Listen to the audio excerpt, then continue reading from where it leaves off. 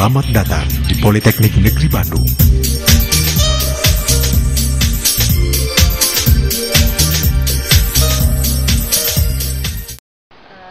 Ini adalah tugas akhir dari kita, proyek mensimulasikan tower dengan skala 1:60.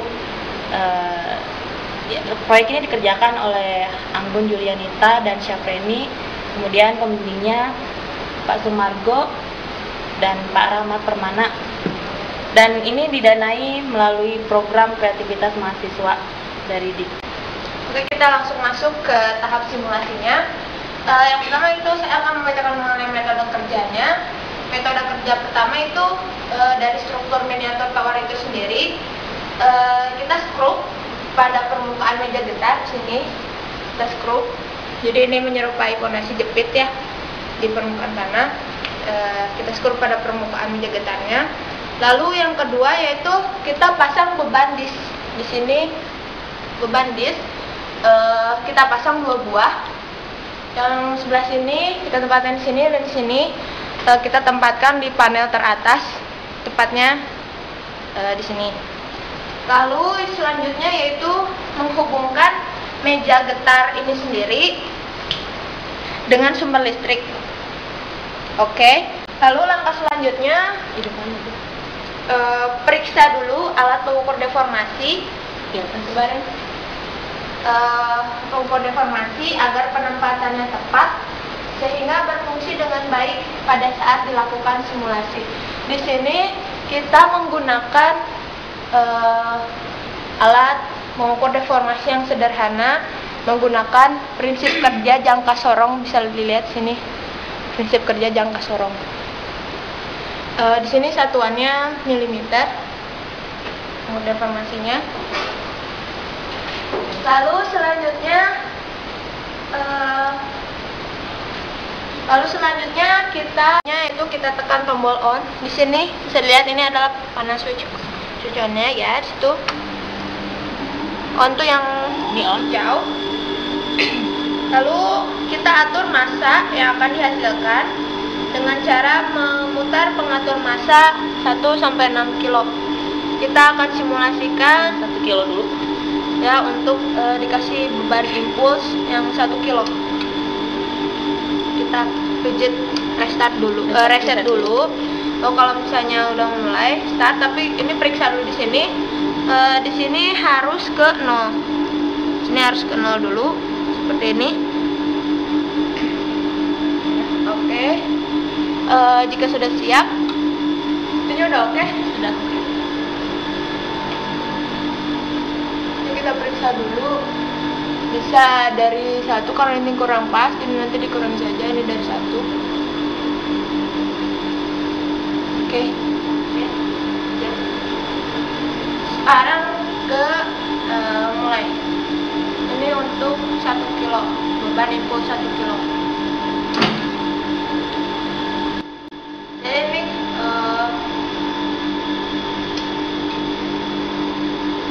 Kita diulang lagi.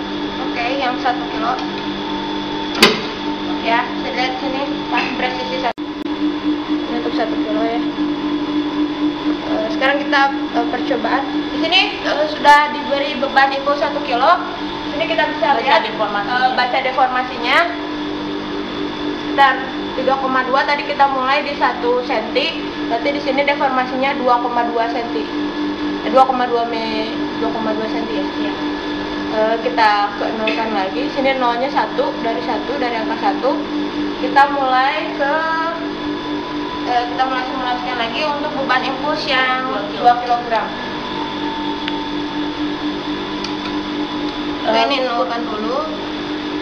Ini harus selalu dinolkan dulu. Dan ini juga kita periksa apakah ini mulai dari tidak. Oke, bisa dilihat di sini presisi 2 kg. Dan masanya juga beban impuls 2 kg. Sini kalau di setel 2 kg, sini juga akan tampil di sini keluarannya itu 2 kg.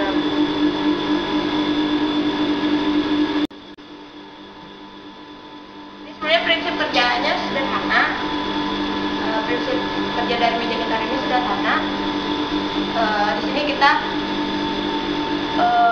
membuat rangkaian elektron di sini berupa trimmer.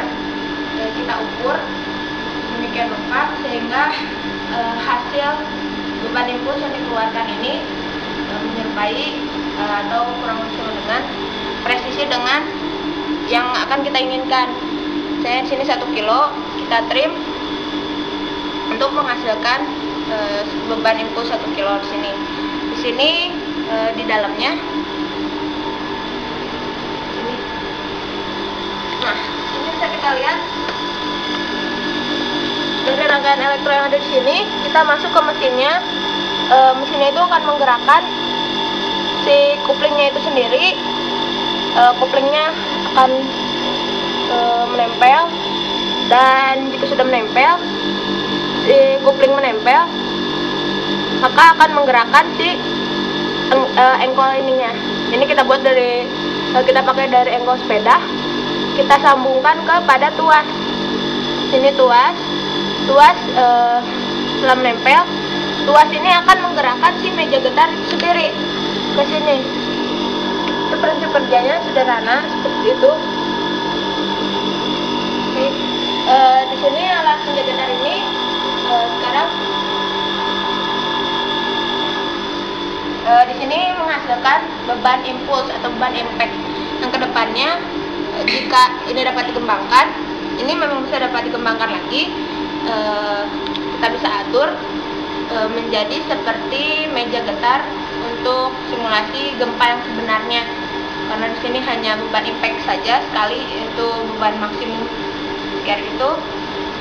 Nanti kedepannya kita bisa kembangkan lagi menjadi pergerakannya tidak hanya impact saja, tidak hanya impuls saja, tetapi bisa dinamis, cepat, kurang cepat lagi, seperti simulasi gempa pada umumnya.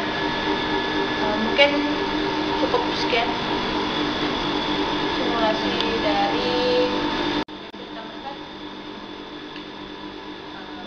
mungkin menyimpulkan bahwa kita bisa bikin alat sederhana untuk melihat perilaku pada menara yang sesungguhnya terhadap gempa yang dia dapatkan.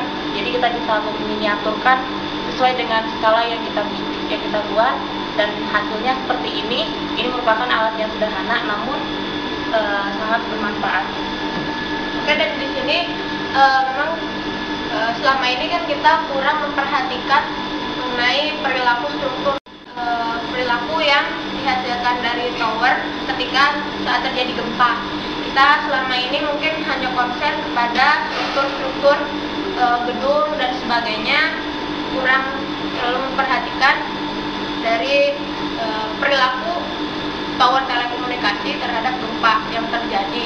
Dan di sini fungsinya kita membuat alat simulasi kekakuan, massa, dan gaya impuls pada struktur menara telekomunikasi adalah untuk menjadi bahan ajar, atau mungkin jadi kita bisa dapat mempelajari sesungguhnya nyata gitu. Mungkin kita kalau di lapang sulit untuk mempelajari perilaku dari tower telekomunikasi saat terjadinya gempa. Dan jika kita simulasikan, di sini ada skalanya 1:60, kita dapat lebih mempelajari perilaku dari struktur ini sendiri.